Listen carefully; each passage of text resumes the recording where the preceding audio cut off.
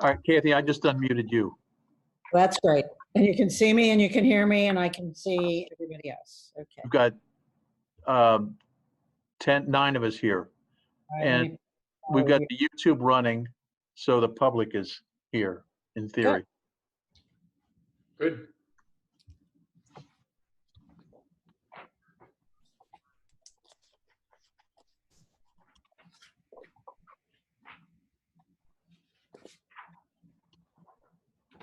So whenever you're ready, Kathy, we are. All right, this meeting of the Hamilton County Public Defender Commission is called to order. Will all those who are present state their names for the record? Kathleen Brinkman. John Delaney. Steve Gooden. Victor Walton.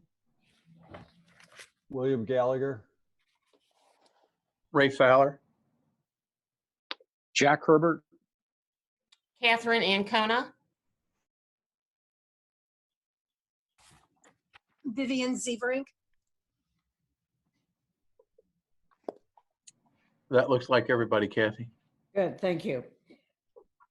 The first item on the agenda is approval of the minutes from the board meeting of November the 18th, 2019. The minutes were circulated to the members of the board in advance. Do I hear a motion to approve the minutes? I'll make a motion. And we have a second? I'll second. Wait a minute, can we clarify who made it and who seconded it? Yeah. Victor, Victor made made it. okay. And John second, was that it? Or Steve? Second it. Okay. Steve, did you? John Delaney seconded it. Are there any corrections, questions about the minutes? Hearing none, all those in favor of adoption of the minutes say aye. Aye. Aye. Aye. Aye. Any opposed? No. The minutes are adopted and approved. A second item on the agenda is reports, and I'll turn that over to the administration for the various items under the reports. Our first report has the staffing assignment changes and additions since our last board meeting of November 18th of 19. We've had 12 new hires, and of note there we have 3 of our new positions in the 2020 budget. One of those is a social worker for the municipal division that we'll be hiring as soon as we get through COVID-19 and clear the way to hire that new person.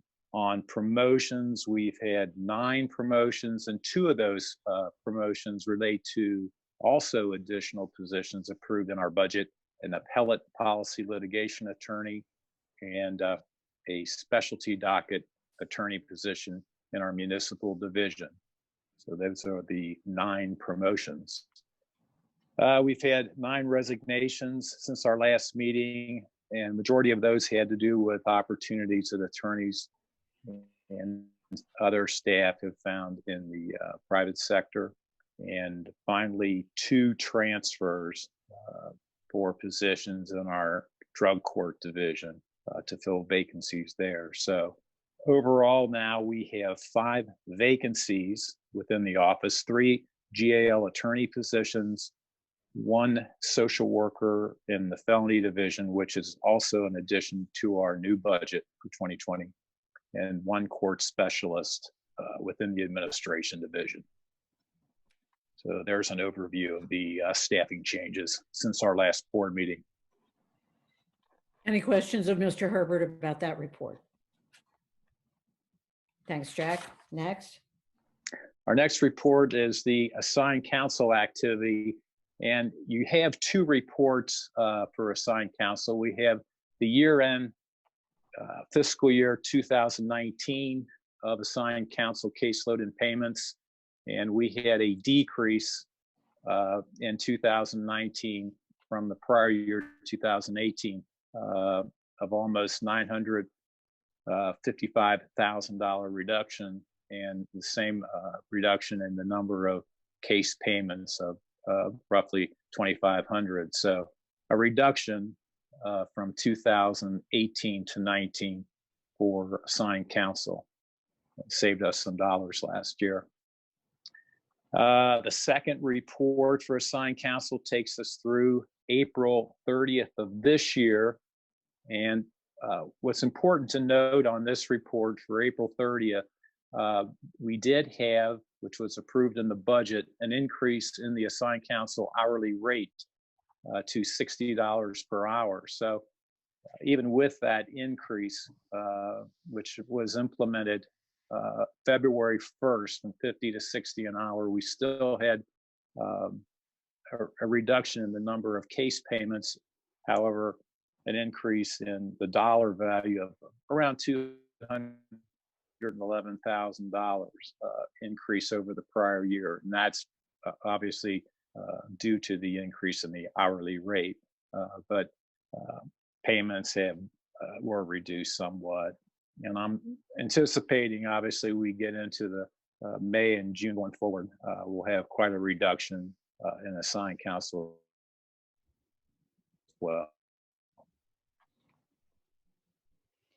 Jack, I have a question about the, Then clients, and again, yeah, I have a question about the almost $1 million reduction year over year in payments.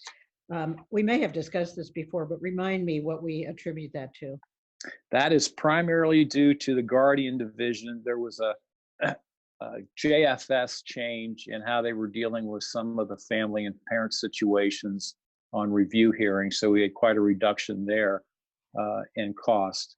And also the felony payments were reduced by $400,000. So those two main areas, the Guardian and the felony payments, really are the reason for the large reduction in 2019 over 2018. Mm-hmm. Yeah, the felony cases were down 600. Yeah, they were down quite a bit on those felony payments. And our staff felony division took a few more cases than they did in that prior year as well. Took a little bit of burden off of that. Any other questions on those two reports? None from me. Oh, thanks. Next. Our next report is our staff attorney assigned cases and clients. And when you look at the staff situation from 2018 to 19 year end, they're pretty much the same. You know, we had about 29,000 clients in both years, and roughly a little bit of reduction in cases, but that remained pretty constant for staff attorneys for 18 to 19. And staff felony had a bit of an increase, as did internal drug court, but staff misdemeanor had a reduction. So, but overall, pretty consistent. And then the next report, when we look at 2020 through April, you can see a significant reduction over the prior year, almost 6,500 cases down from April 30th of last year, and clients down about 3,100, which is understandable given circumstances of COVID-19. So any questions on the staff attorney assigned cases and clients?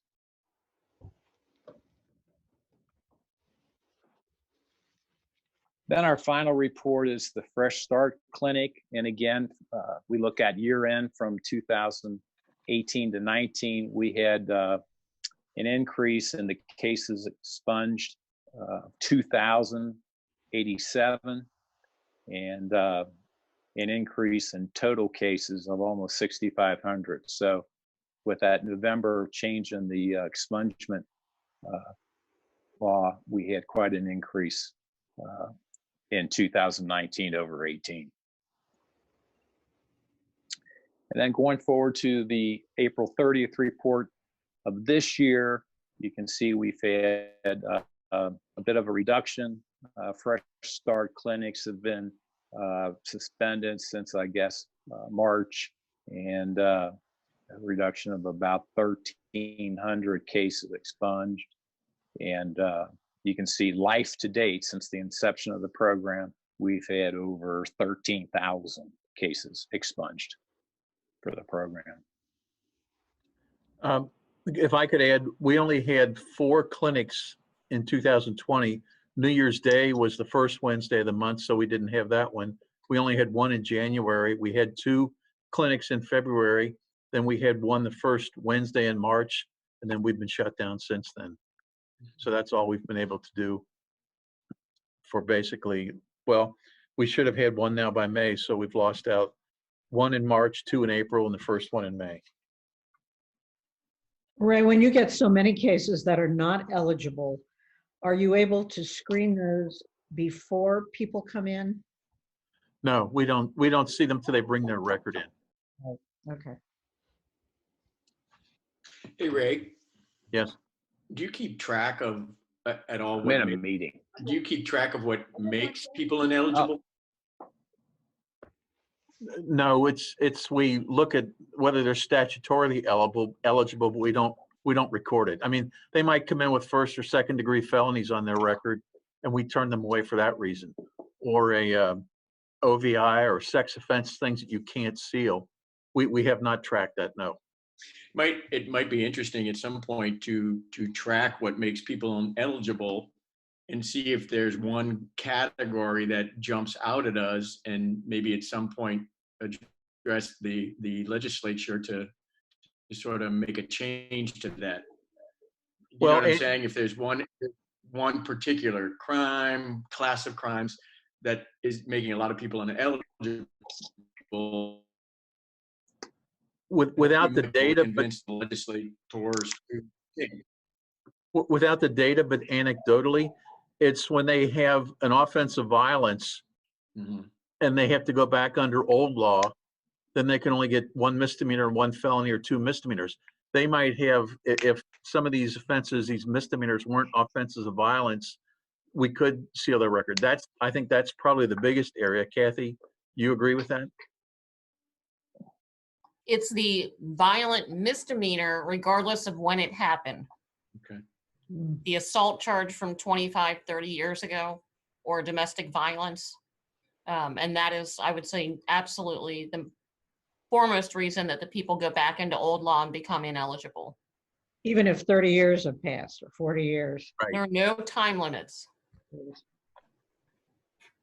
I guess I just wondered if it might, be worthwhile keeping track of the numbers. If you had, if you could show different lawmakers that, there were like 3,000 people or whatever who were ineligible just because of a 30-year-old misdemeanor, that might persuade people to change the law.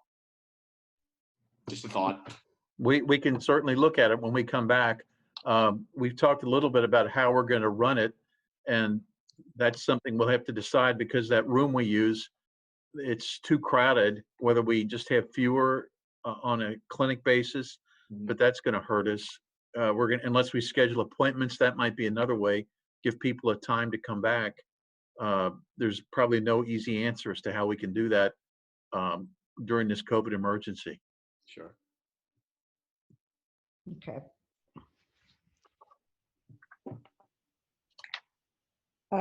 The third item on the agenda, if there are no more questions about the reports, is 2020 budget approval requests. And a lot of, just as the reports were circulated to the commissioners before the budget material was circulated. So Ray, do you want to talk about that? I think Jack was going to go over Right. that. The 2020 budget approval, I just wanted to be sure commissioners were aware of what was approved. We received $2.7 million in additional funding.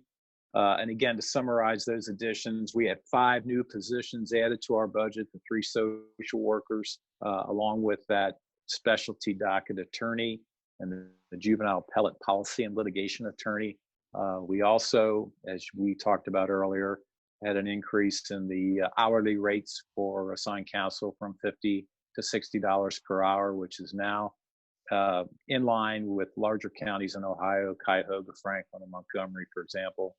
And then finally, the pay parity with a prosecutor of $400,000, and we were able to do an analysis of the salary positions of a number of the prosecutor divisions, and early in the year, updated our divisions with pay parity. So we did very well in the 2020 budget going forward. And I included a copy of the Board of County Commissioners resolution to increase the fees, which occurred January the 9th, and we implemented that February 1st. Fee schedule is attached in your packet. And then COVID hit. Then on the COVID-19 budgetary reduction response, we were sent a communication from the county administration on March 27th indicating that all departments need to look at ways to cut their budget up to 20% immediately. And some of the items they talked about were doing an immediate hiring freeze on new contracts, and looking at other ways to cut the budget up to 20%. Our response to the request was to review last year's expenditures. And really in 2019, we had expenditures of $19.4 million. And 20% of that really would have been a really difficult situation for us going forward. So we proposed to net out the reimbursement that we received from the state public defender, which was an average last year of 57%. So when we do that and take out what was reimbursed from the state and just include the portion that the general fund supported our operations, we identified 20% of 8.3 million. So in that regard, our reduction that we proposed to the county that we were going to try to achieve would be 1.6 million. And we sent that proposal to the county with a line item analysis of our budget, which is included in your packet. And we did receive agreement on trying to attain that reduction. And on those line items, you can see that we really did a strong analysis of every line item, including from assigned counsel to some furloughs of 1 day, each pay period for all employees, which is in effect right now. We eliminated all overtime. We reduced the number of our other non-salary line items, such as court reporting, computer and equipment replacement, expert services, supplies, training has been suspended. So we've really, took a hard look at just about every line item. And so we did come up with the 1.6 million. So we're going to constantly monitor the progress of this reduction. And hopefully as we get into mid-year, we may be able to potentially lift that 1 day per pay period furlough for employees should we achieve savings in other line items. So more to come on that, and we'll keep you all posted of the success of that. And within your packet, I wanted to share with all of you the other cuts or that other departments in the county propose, so you can kind of get a flavor for what the other county departments are proposing to reduce. It's pretty significant countywide. This is a major budget problem statewide. We're having a conference meeting, in fact, tomorrow, 2 o'clock, with Tim Young of the State Public Defender to give us an update on the Governor DeWine's 20% cuts across the state. So more to come on that as well. You're still getting your 57% right now. Yes, that's a good point. We received a letter from the State Public Defender, and kind of skipping a little bit ahead to item 4, the reimbursement rate update on an April 24th communication indicated that we would get the full 85% for January and February reimbursements, which we did in fact receive this month. We received 85% of our expenses for the January operating expenses. So that was good news, and we're supposed to get the same for February. Then going forward, that was indicated in Tim Young's letter, that may be reduced by potentially 20%, maybe down to 70 or 75. But more to come on that. We'll have to wait and see. Maybe tomorrow we'll get some more information on that going forward.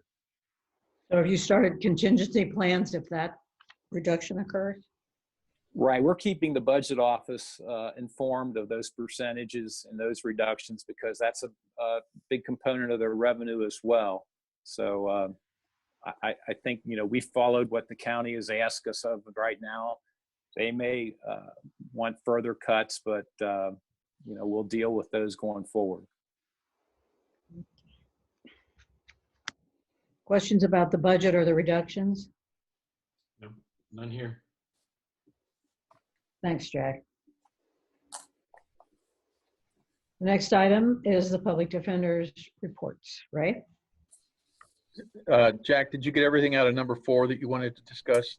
Yeah, the only other item we did discuss Tim's email on a reimbursement rate, and the only other item that 413 communication just was related to some minor adjustments on financial disclosure. When we qualify our clients, we were approved to do those via the phone or on videos, and we just have to note that on the affidavit that we did qualify the client, but it was not in person, and the state's accepting that. The PD is also accepting interim billings from assigned counsel. And you can see on page 2 of that communication, OPD is accepting for purposes of reimbursement 1 bill for each court proceeding on arraignment billings. And also on reimbursement submissions, if some counties need extensions due to meeting the deadlines for reimbursements for March and April, that's not going to be a problem for us. We've already submitted those reimbursement requests, so we're in good position there. And then lastly, for in-court billing, if in-court billing can be submitted via the phone or video is appropriate for that category of in-court billing. So that's been approved by the OPD as well. Jack, I want to personally thank you and the rest of the staff, but especially you, because I never have any doubt that I understand what the financial situation is, and you're always giving us projections and looking for future issues that we might have to confront. So I know, thank you. With all the uncertainty that's going on, it's very hard. Thanks for your continued good work. I appreciate it. We'll keep you posted going forward on these developments. Any other questions on item 4? Now we'll go to Ray. Okay, I think you all got a summary of the things I want to talk about. I just go down the line here. Our community outreach, John Kennedy and Steph Singler and I went up to Block Ministries to partner with them with our office. And then all of a sudden that all fell apart. I think it was because the juvenile court got involved and said, if you're partnered with the public defender, you're not working with us.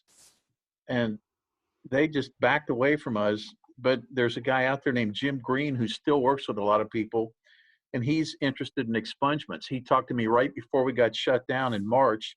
They couldn't come down for the first meeting. They were going to bring some people down later. And I had an email conversation with him yesterday, or May the 5th, 2 days ago. He reached out to me. So Block Ministries, there's people up there who we can help, at least with the expungements, if they don't want to partner with us to place people. Chris Jones and Steph Singler and I think Ann Omer and I went out to Salvation Army in January. That's out in Norwood. They have a residential program for men with drug issues. They can't deal with mental health issues like schizophrenia. I think they said they had about 65 or 70 residents at the time. They provide work for them. They provide training for them. It's a residential program. It's dormitory style living. They could easily take 100 people, and they could possibly take up to 125. That would max them out as long as people want to come in there with them. But again, that's all sort of been shut down with all this COVID. But it's a referral place for us to get clients possibly out of the jail that they could go into Salvation Army and live there. It doesn't allow women, it's solely for men. But again, that's been on hold. Now, the next one is another community partnership. Allie Hathaway has done a fabulous job with the grant that she got for us a year and a half ago now. And since Block has kind of backed out, there's another group called Incline Mission, which will become a sub-recipient under our grant. She and Jack have been working on the finances. I think there's a contract we're waiting to get signed. Isn't that right, Jack? That's To- correct. The prosecutor, Stephen Gates, already approved it as to format. So now we're waiting for Incline to approve it as well, and for the grant administration to approve it. And that would provide some funding to Incline Mission to provide some services to some people that we can work with them together. So that is going forward. The next person I've talked to at length is Judge Cheryl Grant, because of her connections in the community. And she'll work with us on anything we need, but everything's just kind of gone on hold now since this COVID came up. We meet regularly with NAPD. They send things back and forth. We've connected with them nationwide on ways. The biggest thing coming up is how trials are going to be held in the future, and what we need to object to, what we need to do to ensure that our clients are effectively represented. We're also working on a regular basis with Gideon's Promise. Unfortunately, as I understand, they're not going to be able to have a class physically present in Atlanta this year, but John Rapping has Zoom meetings about every 2 weeks. One real positive from Gideon's Promise is we brought in Sam Heller, was our first fellow who came here to the office after going through the program. And Sam and 2 other people in our municipal division are using extra time they've got now to put a municipal court trial manual together. It's very detailed. They're dealing with the cases that they try on a regular basis in municipal court. The elements the state needs to prove, case law is talking about those elements, defenses that we might raise, and what we need to look for. And we're pretty excited about that, because that's the influence now of Gideon's Promise in our office, or part of the influence. Great. I'm sorry, did somebody ask something? No, I said that's great. Is Sammy involved in that too? Yeah, Sammy's got her finger in every pie in this office, I think. Our management team meets every morning now at 8:30 by Zoom. It may last 20 minutes, it may last 40 minutes, it just depends. We go over everything every day. A number of our people are remote, like a lot of you are now. They come into the office when they have to, and that's basically how we're staying in touch with each other, is because so many things change on a daily basis. Kathy, you gave Jack a pat on the back, but I'll tell you what, Sammy and Sean Vicente and John Kennedy deserve a tremendous pat on the back for the jail reduction. I think I sent you the information on March the 13th. The jail population was 1,256. By April the 11th, it was down to 755. And they went from judge to judge.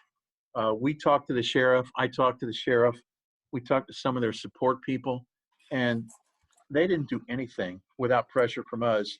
But I saw in one of the documents on the budget reductions, the sheriff patted themselves on the back and said they, along with the judges, got the jail population reduced dramatically. And it wasn't them, it was us pushing. I mean, yeah, they had to help, but if we hadn't pushed, they'd still be sitting there. I think I sent you Tuesday's population. Today, the population is 848 in the Justice Center. So it's up almost 100.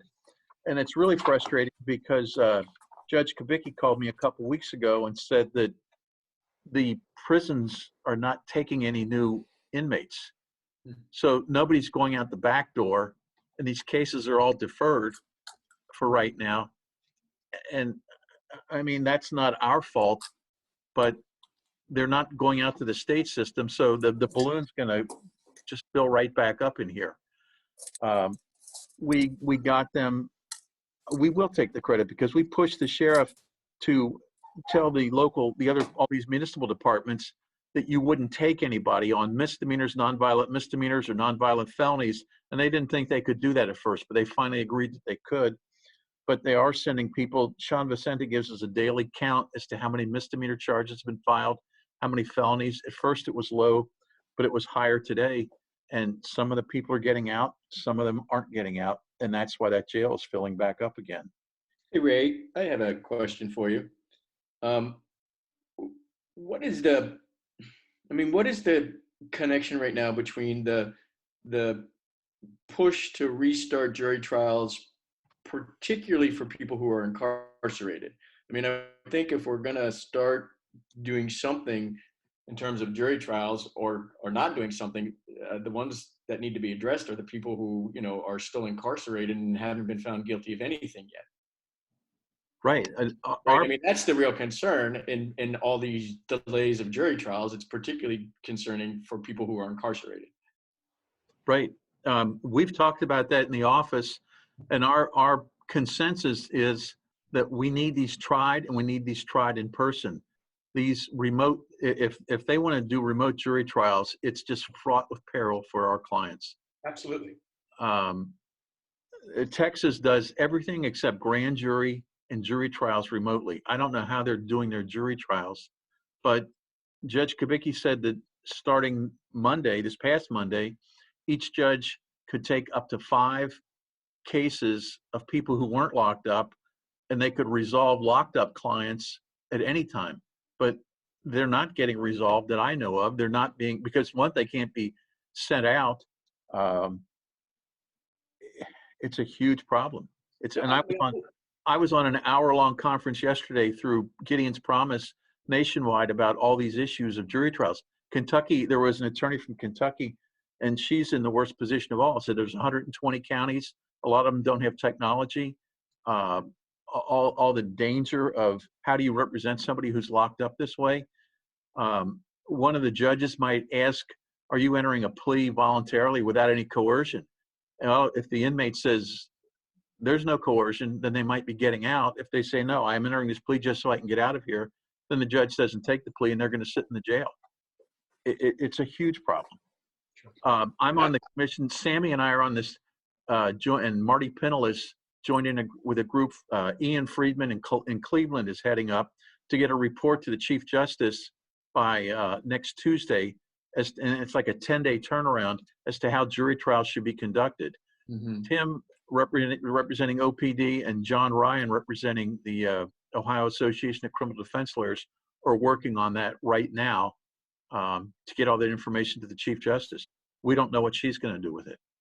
What do you think about, particularly for people who are incarcerated on misdemeanors or nonviolent offenses and aren't getting a jury trial? I mean, is there any kind of federal habeas with that?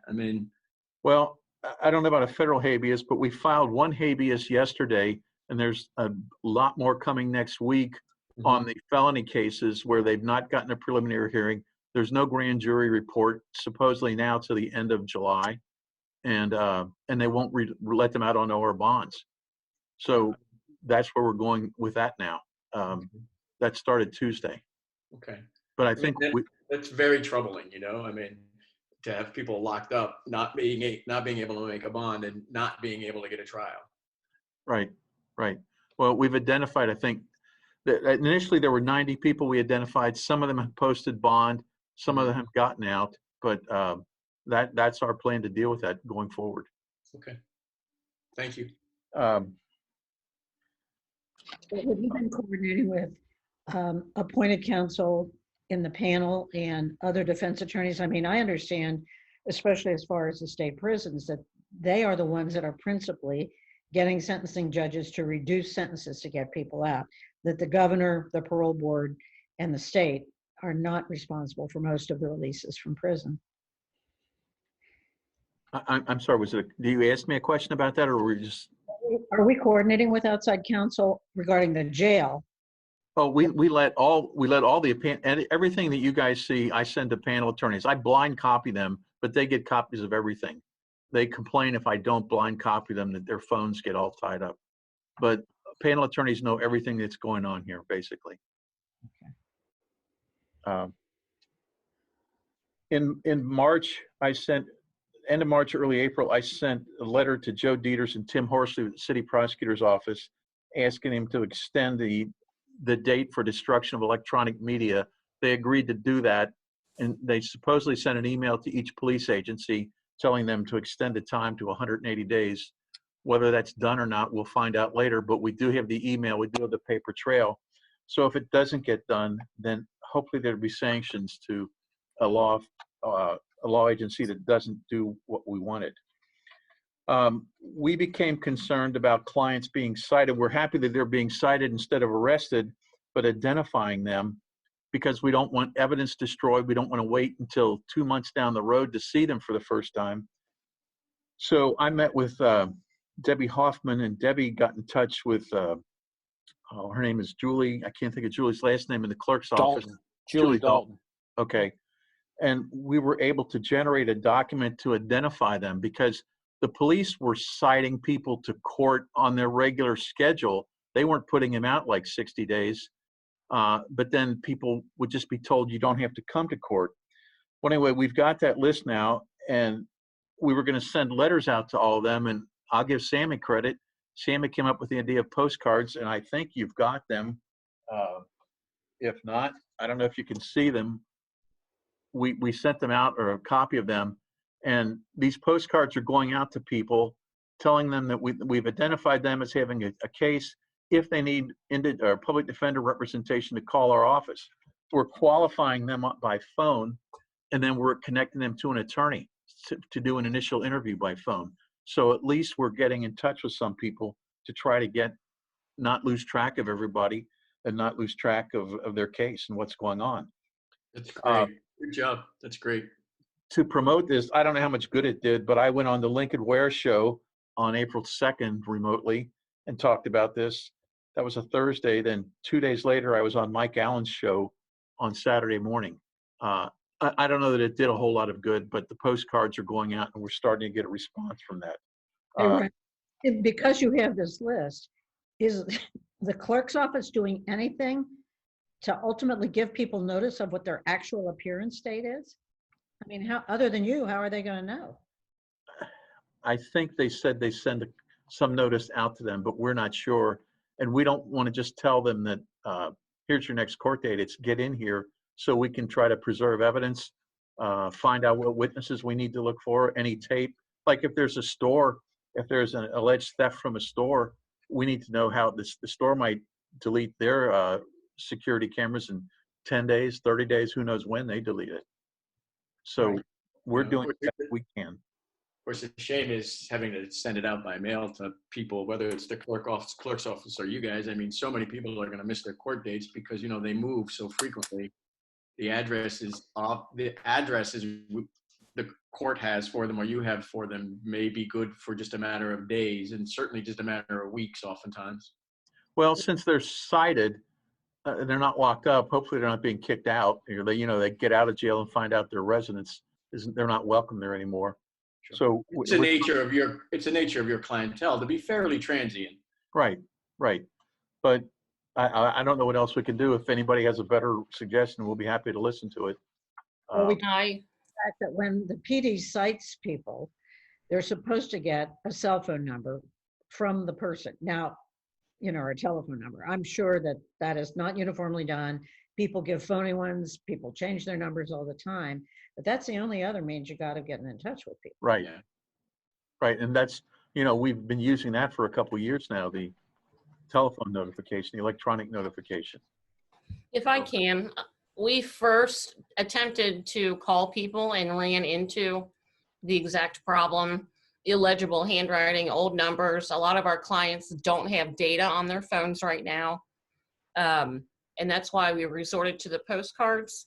We understand that our clients are transient. We are tracking the cards that come back Okay. and are planning to perhaps appear as a friend of the court on those people's behalf if and when they do not appear, to explain that they did not get good notice. Great. So stay tuned on the results and the effectiveness of that. This is a huge problem out in California. I've been to some trainings with people in California, and the way the police operate in California is you get cited, right? And it doesn't have a court date in it. and it can be months and months in California. The prosecutors then get the citations and decide whether or not they want forward prosecution. Do that, they mail it. They mail notice of the court date to the person's address, which was what was given to the police months ago. So California has this enormous problem of warrants out for people who didn't appear for court but never knew their court date either. This will become a big problem.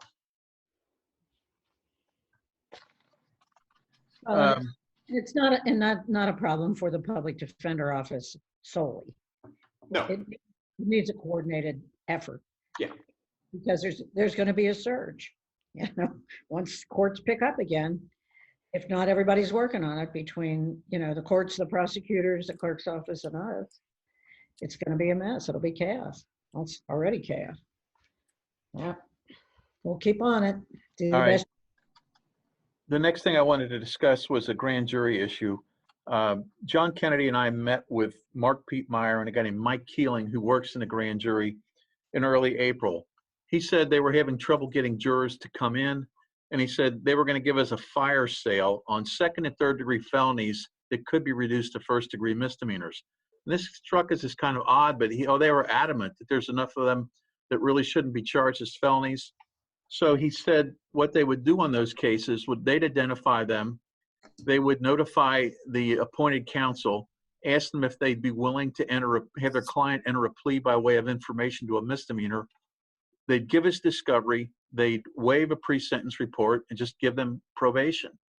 And that sounded pretty good. We let everybody know about it, and then it hasn't been true at all. A couple people, John said he had 2 cases where offers were made. They involved multiple charges. The prosecutor said, your client can plead to the most serious charge. We'll drop the lesser ones. And we don't have any discovery for you. Then we found out the initial story they told us was they only had 11 jurors show up. That was the first 2 weeks in April. They sent out 125 notices, but they claimed that Brad Seitz had put something up on his website saying jurors didn't need to report, meaning the petted jurors. So that was supposedly the excuse why not many grand jurors showed up. They only had 11. And I didn't think twice about that, but that came back to haunt us later. Their story was that there wouldn't be a grand jury for the next 2 weeks in April, the last 2 weeks, but there would be one the 4th of May, because Brad was going to send out 250 notices, which would give them enough people, they thought, to run 2 grand juries every day and get rid of the backlog. Well, they normally run 2 grand juries. And it was a few days later we found out that the grand juries, they only had 7 people show up for the grand jury, which wasn't enough to constitute a grand jury. So they got 4 more people. Well, the 4 people they got were from the sheriff's office, and they returned indictments that way. And I thought, are you kidding me? They didn't tell us that up front. Chris Jones has done some preliminary research. She doesn't know how good. We're going to file motions to dismiss on all of those cases that we can identify. I don't know. Chris thinks we have to show some harm or some irregularity. Well, there's irregularity. 4 people from the sheriff's office. Are you kidding me? And they didn't tell us. And now the story is there will be a grand jury in 2 weeks. But we're curious about that. We're not so sure that's going to happen. Now, what that led to was grand juries. That Dave Wood was the prosecutor in room A every day, and they started setting out every felony case for grand jury report on July 30th, I believe. So what we did on some 90 cases was file motions. We asked each judge at arraignment to give us a preliminary hearing within 10 days, give us a grand jury report within 10 days, or set an OR bond.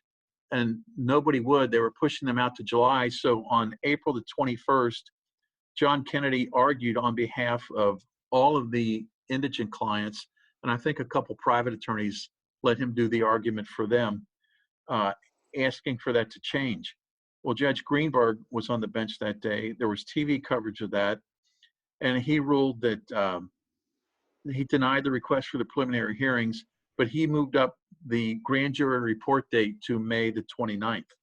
Now, we still don't know if that's going to happen. Our attorneys are still asking on felony charges or the preliminary hearing or the bond or an early grand jury date.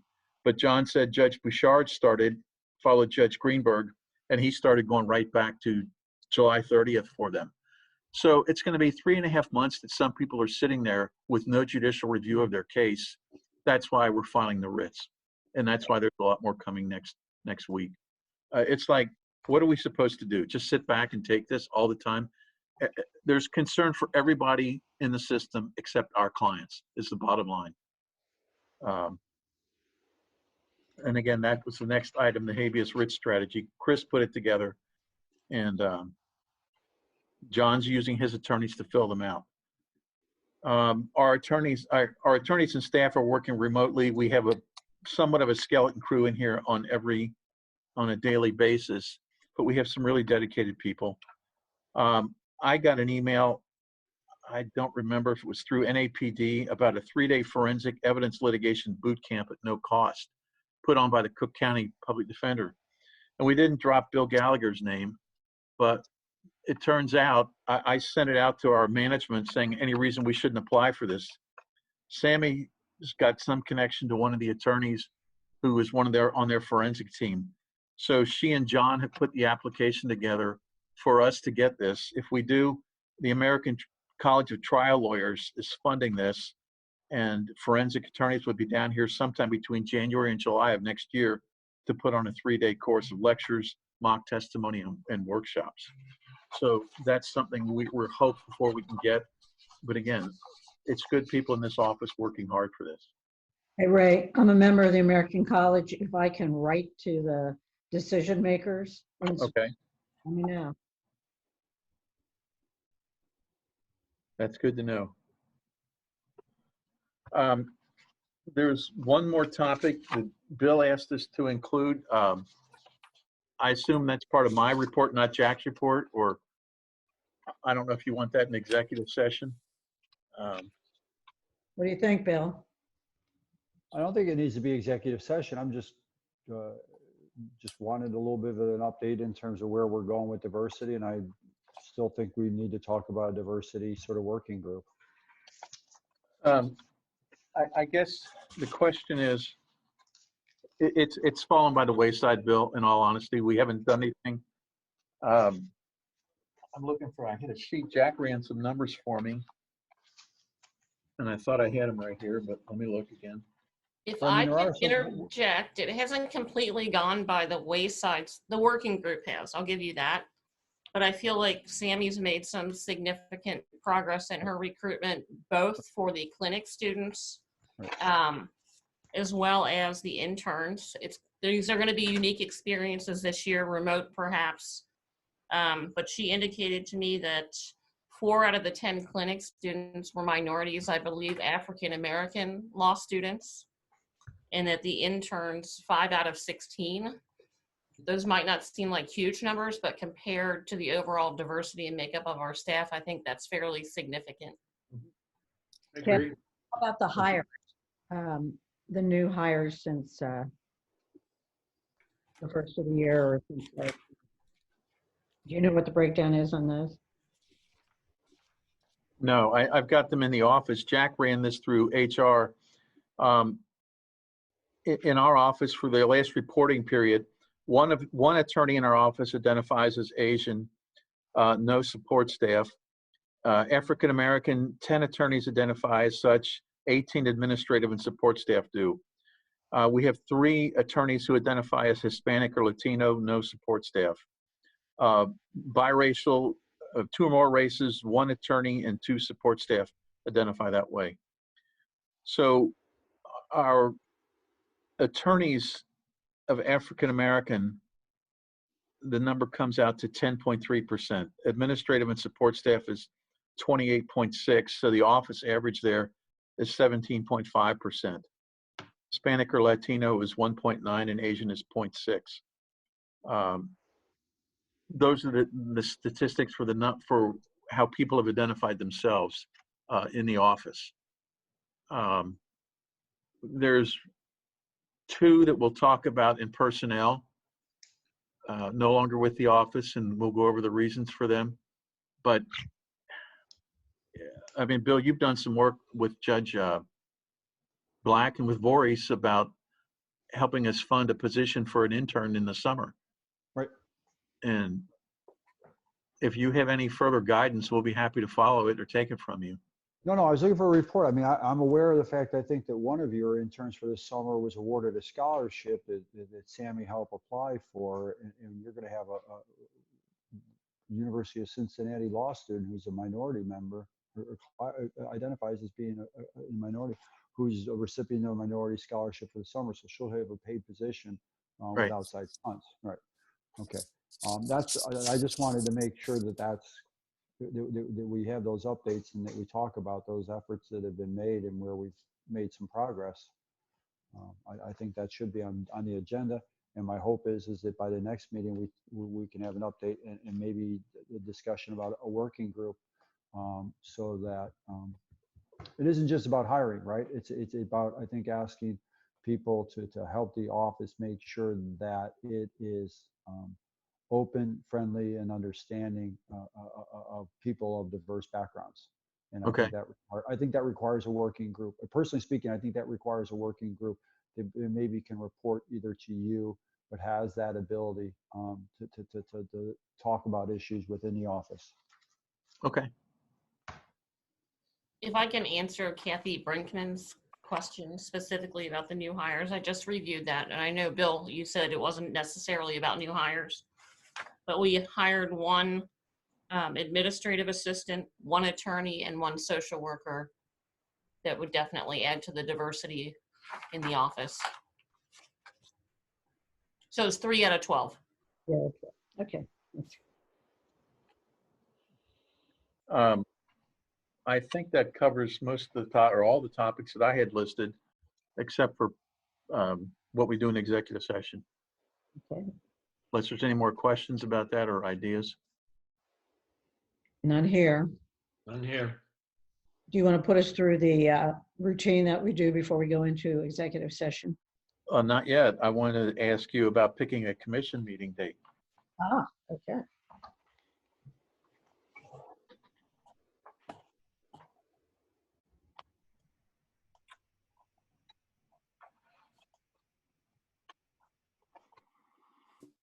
I guess we should look at August sometime. Unless you think the pandemic warrants an earlier one. You're the chair. You tell me. We're supposed to have 4 a year minimum. We can always have more. Well, let me ask the commissioners, what's your sense? Is it adequate to have?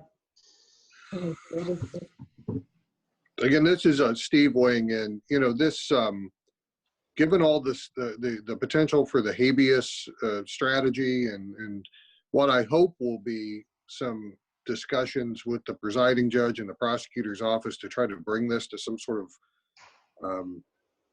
additional solution. I would like to kind of check in, before August. I mean, to me, this is the big game. I know from my practice and my dealings with the administrative judge and others in the administration, the problem sitting jurors, it's real. I mean, they're having difficulty. I mean, basically, you can, if you're because every daycare center is closed, every school is closed.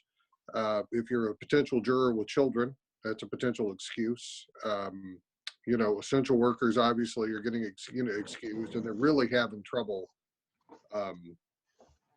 seating both grand jurors. And I'm not going to speak to what the prosecutor's office did to fill out this grand jury, but I do believe that the issue of seating jurors is real. The preliminary hearing question is, I don't think we've had a preliminary hearing in Hamilton County, to my knowledge, in 30, 40 years. I couldn't tell you. I mean, in all seriousness, I think that's about right. It was in the mid-90s. Steve, is that because they indict them before the time period for the prelim? Right. They moved to rapid indictment, I think, in the mid-90s, I think. When I was in law school, I think it was kind of coming on. So, I mean, it's going to be a shock to the system if that's what has to occur here. And I don't know that's a bad thing. But that's where it is. But I would like to, whether it be via meeting or a formal meeting or through email, I think this is a pretty significant issue. So, Yeah, I think I agree with Steve. I think we should probably meet sooner. This idea of people not being indicted and people not having access to jury trials when they're incarcerated is a really big deal. And, it can't go on, that's for sure. So I'm not sure that we should wait till August to get a Steve, date on. I agree with John and Steve. Do we want to do late June? Early July? Yeah. I do it even before then. I mean, this is a hot issue. I At some, support the group. what, the 7th? I mean, I was just going to say, I mean, if we get to a point where we're doing preliminary hearings because of all this, that's not a bad thing. I mean, preliminary hearings are incredibly awesome for getting discovery and resolving cases. You're not. I mean, we We're not gonna never, get those. when I ran the public in Kentucky, I had a policy that you're not allowed to waive a preliminary hearing.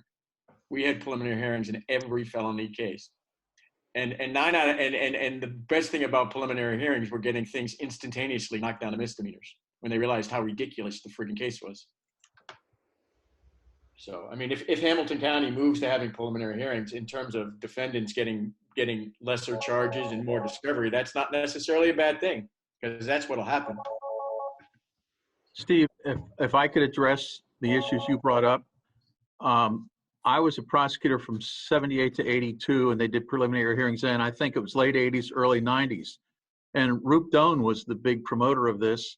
The plan was they were going to give us a grand jury report date that was called a rapid indictment process, so that the witnesses didn't have to come for preliminary hearing and then grand jury. And they'd be quickly indicted. And at the that's when they came up with the phrase disposition scheduling conference. And they assured us we would have discovery we'd have full discovery at that hearing. And that's never materialized. It's never even been close to the truth. But I'll tell you what really bothered us. Judge Kavicki keeps me advised as to what's going on. It's pretty much after the fact, although he said I can let him know any problems we're having. But we had the hearing in room A that John Kennedy put on, and we really got nowhere. Brad Greenberg split the baby on that. And then Judge Bouchard put it back. But I can't tell you how I felt when I found out that grand jury of 11 included 4 sheriffs. That why they couldn't have not just said, hey, we can't indict right now, or come and tell us the truth. I felt like we were really duped. And then we were told there'd be this big fire sale, and we got nothing out of that.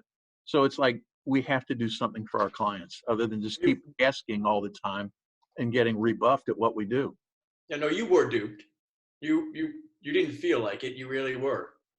That including 4 employees from the sheriff's office is outrageous. Well, Just I say we do it in early June. That's fine with me. Right. And Ray, I'm not suggesting we don't seek some sort of relief here. That's not what I'm saying at all. I just say they're, look, I mean, I've done preliminary hearings, in other counties on murder cases. I mean, they can be done. It's just, like I say, this is going to be a shock to the system. I do know, from what I understand, that there is going to be another effort to convene. There's another group of jurors that are supposed to report on May 18. Hopefully that will, will also comport with the governor's kind of relaxation of this sort of thing. I mean, there may be some movement at that point. I mean, my strong guess, and I have not had any communications with any of the prosecutor's office on this, is that they're not, they're going to do everything they can to try to avoid preliminary hearings. I mean, they hate them. I mean, for exactly the reasons we cited. I mean, they can, lead to the immediate reduction or even in some cases dismissal of charges, and they provide early discovery, and they're good for a variety of things. But here's the thing one thing that's true about preliminary hearings. I don't know anybody who's ever done a criminal jury trial who had a preliminary hearing and when they were preparing for trial in that trial regretted having that preliminary hearing. It has never happened. Every attorney who's ever gone to trial in a case and had the preliminary hearing said, oh my gosh, thank goodness I had that hearing. right? Because there's no Right. better trial preparation tool than the preliminary hearing. But I'm just saying, like, system-wise, I mean, you know, the way municipal court is set up right now, it will be if municipal court judges, who I presume would have to be handling them, I mean, it will be a major shock to the system if we're starting to have routine preliminary hearings right now, or even have a backlog of cases of folks who are locked up and have to have them. So, I mean, there's going to be some,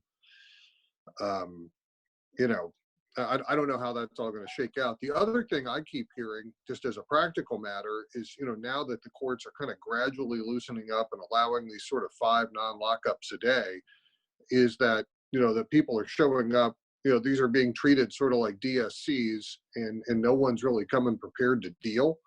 So I mean, you know, that's something I think we maybe need to talk to our folks about, and to reach out to the prosecutor's office about, so it's more like federal court, where there are significant plea negotiations and discovery being exchanged outside the courtroom. I mean, just my experience has always been in the Hamilton County Common Pleas Court, you show up with your client and they give you the discovery right then and there, and begin pressing a plea decision, you know, immediately. And sometimes you show up and the discovery isn't complete at the initial appearance. So I think some of these 5, what I'm hearing is these 5 a day non-lockup cases are being treated the way they've always been treated, and they're not very productive. And I think we somehow need to get the message to the prosecutors and to our folks too, is, you know, if you're showing up for one of those things and discovery hasn't been exchanged and you're not ready to go, then they're not worth doing. I mean, they just become kind of a social visit, frankly. And I've gotten that feedback a bit too. But Steve, Judge Kubicki's called that to my attention, and he asked us to keep track of what discovery we get and whether we could take more people. He doesn't want people coming in just to continue a case. He wants either a plea or a sentence or something done, a probation violation. And we're all in favor of that. But again, it was early April. Mark Pietmeyer said, we'll get you the discovery right away. And we get nothing. It's just the constant frustration we deal with. And, you know, how can we give them reciprocal discovery when we don't have anything in the first place? I hear you. I'm not laying this really on our office necessarily. I just think we need to track it. We need to, you know, whether it be a formal letter to Joe or whatever it may be. I mean, I know they furloughed folks on that side, is my understanding, including some of the criminal division. I think had to take, you know, furloughs. So my sense is there's not a lot. I mean, that's how he dealt with his 20% budget crunch. I think he gave everyone a 2-week vacation and is and like longer on the civil side. So I've got a matter going on with the civil division right now, and I can't get a response. I mean, just, you know, the attorneys are out for 3 months, I think. Sounds like a good reason for a June meeting then. Yeah, Yep. I agree. All right. We'll be with them. Whatever you as commissioners prefer, you tell me. I will be here. All right, can you look at your calendars and look at the 4th or the 11th? Will we be doing it through Zoom again? Yes. I would Would presume. be my guess. I can do the afternoon of the 4th. I can't do the morning. I can do the afternoon of the 11th. Our regular That's fine with me too. 4 p.m. Either one. How about 4 p.m. on the 4th? That's fine. Did you say 3 or 4 p.m.? 4 p.m. I still couldn't understand. 4 p.m. on the 4? 4th. Okay. Is that fair to staff? Staff, okay? Bill, Do you want to do it earlier for staff or? 3? yeah, I think we usually start at 3. Let's do 3. It's easier for staff, I think. Okay. 3 p.m. on June 4th. All right. All right. So now I'm going to ask. Ray, if you could send another invite around the way you did before, that was very helpful for me. Yeah. I will. Okay. I think I made a mistake the first time. That's why Victor had some trouble getting on. I had to send it a second time, and I'm sorry about that. I learned something every day with this. This meeting has gone fairly well compared to some of them. My phone is now a hotspot. Hamilton County supposedly has great internet, but it just locks up every time we try to have a meeting. Every time we fail. And for me, would you remind us the day before by sending it again? Yes. Yes. Got pandemic brain. Brand's Kathy, kind of mush. Kathy, I need you to move to enter executive session pursuant to revised code 121.22G1 for the sole purpose of considering personnel matters. I need you to make that motion, Kathy. I move. And we need an individual vote, either aye or no. All right, do we need a second? Yes, we do. Second? Okay, I moved and Victor seconded. I vote yes. I vote yes. John Delaney votes yes. Victor Walton, yes. Bill Gallagher, yes. All right. Now, the only other matter we have to discuss is this has been on YouTube, open to the public. Is there anyone in the public who wants to send us a message?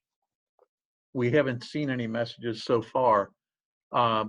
What I'm going to suggest is that we will end the YouTube now as we go into executive session, and we're not going to restart it because the only thing left after executive session will be to move to end the meeting. That's the procedure I'm suggesting we follow right now. As long as we don't take any official action other than adjourning the meeting. Right. After executive session, that should be compliant. So Dave Harvey, our IT person, is here. David's going to help shut this down, the YouTube portion.